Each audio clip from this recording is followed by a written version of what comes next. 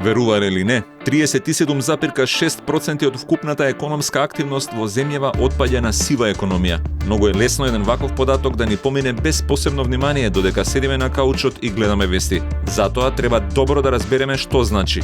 Што е тоа сива економија воопшто? Во најширока смисла, сивата економија е секоја економска активност која се обавува на начин со цел да се избегне законот и да не се платат даноците во корист на одредени лица, а на штета на државата, економијата и граѓаните.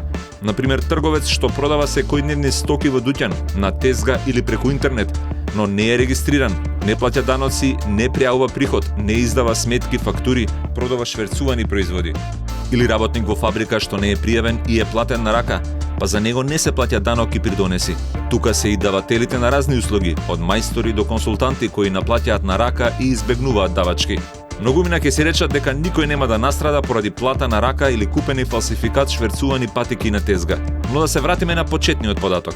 Над 1/3 од економијата функционира надвор од системот и не си ги плаќа давачките.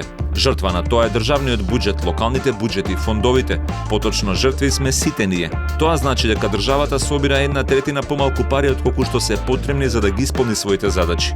Замислете во секоја трета училница да нема табла и столчиња, за секој трет полицаец да нема опрема, за секоја трета болница да нема медицински средства, на секој трет шалтер да нема хартија за да ви го издадат документот што ви треба, од секоја трета зграда да не се собира ѓубрето, на секој трет километар да не се поправаат дупките на патиштата, од секоја трета чешма да тече неиспитана вода.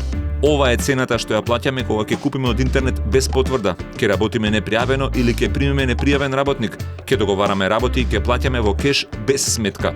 Сивата економија овозможува богатење на оние кои затајуваат даноци, додека потрошувачот ја плаќа истата цена за производот или услугата.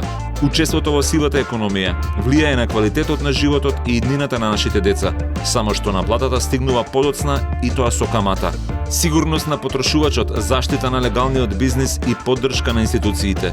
Тоа се трите причини зошто треба да избегнувате зоната на сивата економија. Затоа купувајте проверено, барете потврда за вашата нарачка, сметка или фактура, не прифаќајте пари на рака. Ако сите ги плаќаме даноците, ќе го подобриме животот на сите. Тоа значи да имаме подобро здравство, улици без дупки, здрава животна средина, бидејќи сме платиле за тоа.